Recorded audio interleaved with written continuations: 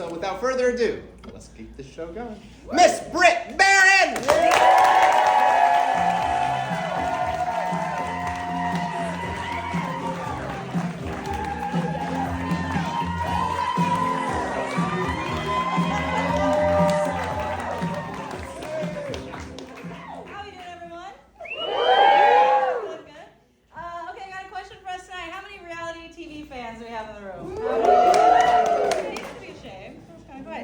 Okay, there's a new show out. Has anyone seen Chip Crazy? Yeah. No, I haven't seen it, but I'm pretty sure I know what happens. It's a show about people who have chimpanzees as pets, and I'm pretty sure I know how this ends. I'm pretty sure we all know what's going to happen because we all know you shouldn't have chimpanzees as pets, right? Like that's just something we all know. But how do we know that? Which brings us to a larger question of how do we know what animals do what? Okay, how did we figure that out? Like, at some point you have two birds are on the same size, one of them, you have chicken. Yeah, everyone knows. You fry it up, put it between two slices of bread, and dinner. Okay? Bald eagle, it's our nation's mascot. And I don't know who decided and made up these rules, right? Like, did we take three people, we sent one of them home with a dog, one of them home with a jaguar, one of them home with a bear, and when only one of them came back, we said, I guess dogs are our friends. And we've been letting these animals live in our house ever since. At some point, someone just decided things about animals, and we all agreed to the rules. And one of the craziest animal things happening right now in our world, has anyone ever heard of equine therapy? Yeah.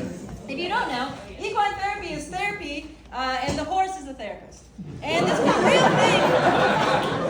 This is a real thing that I'm saying to you. And so I just want to know how we went from like, get me to work as fast as you can, yeah, to like, hey man, do you have any time on Tuesday? Things with my mom. Things with my mom are getting really bad. I don't know. But one of my favorite things we've learned about animals and all the research and all the time we spent on Earth together with them, I think one of the most important things we found out is that some of them are gay. And that's just really important to me. It's a really special part of our world. But we spent a lot of time and a lot of energy finding that out, and I don't know that we needed to, because you could have just asked a gay person, and here's what I mean. I don't know if there really is a gay gene and it, gay recognizes gay. I don't know what it is, but instinctively something in my bones, I just know, right? Oh, penguins are gay? Yeah, I could have told you that. Two men in matching suits, they follow each other around all day. I could have told you this, right? It would save so much time. Like right off, just off the top of it, chinchillas are bisexual, bearded dragons are lesbians, and seahorses are asexual, and I just know that, okay? Someone call National Geographic, they could have got that for free, they don't have to spend all this money. But if there's one thing I love more than gay animals, it's gay people, and specifically, white gay men. Any white gay men in the room?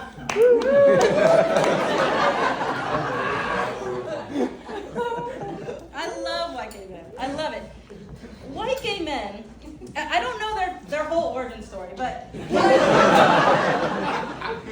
I do know at some point they had some kind of meeting or they held a convention. I don't know how it works. And they said, hey, we're not just regular white guys anymore. We're gay, and we need to stand out. And so they said, what are we going to do? What are we going to do? And I don't know if they took a vote. I don't know how it all went. And we all know what they decided. They decided, we're going to act like black women. Because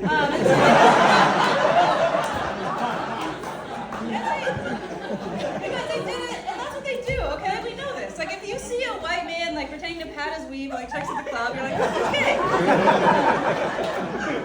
It's fine. We all just are going with it. But the thing is, they just decided that. And so, what if they would have decided something else? And I like to think about a world, the real Twilight Zone reality, where instead of black women, what if they decided to act like black men? And imagine the world, okay, where you see a white man with socks and sandals at the beach, and that's how you know he's gay. Like, we could have had a reality where you couldn't tell if you were at NBA All-Star Weekend or Pride. It's just like we were so close to being out in WeHo and seeing just like a sea of glitter do-rags and crop top dashikis. So stupid.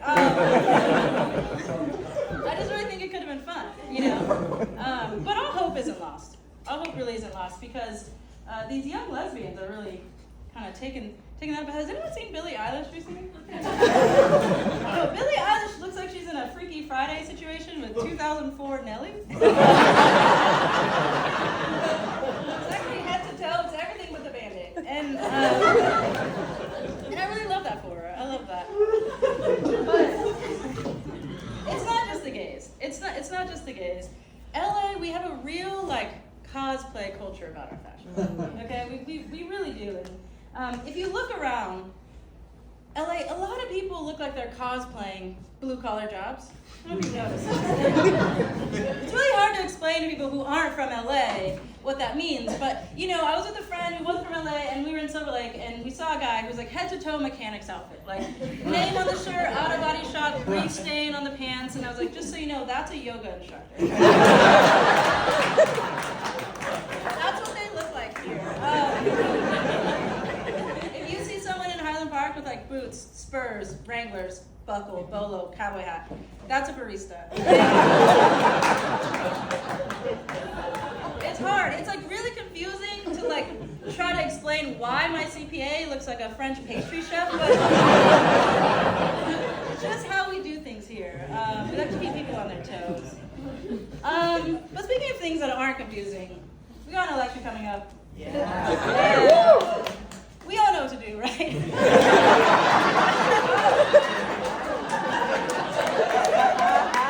It's not confusing, right? Sure, see me after. Listen, just the reality that we are mere moments away from having our first woman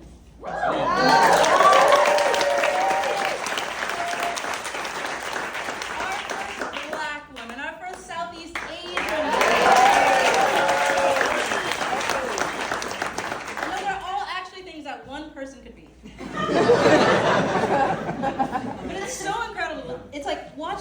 Break through every stereotype, every boundary, every barrier, break every glass ceiling, kick every door open, leave it open for women behind her. It's incredible. Yeah. We love it. Yes. We love to see this. It's just something I'm realizing is, I think we love it when people break the bad stereotypes, but we don't always like it when people break the fun ones. Here's what I mean.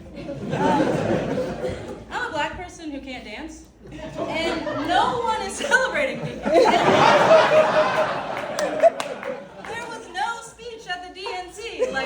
For far too long, we have unfairly put the burden of rhythm on the black community. This one brave and courageous woman, this one incredible woman is just shattering every glass ceiling of every dance floor in America. No. We want a black woman to be president. We don't want a black woman who can't do TikTok dances. But that's my reality and that's my time.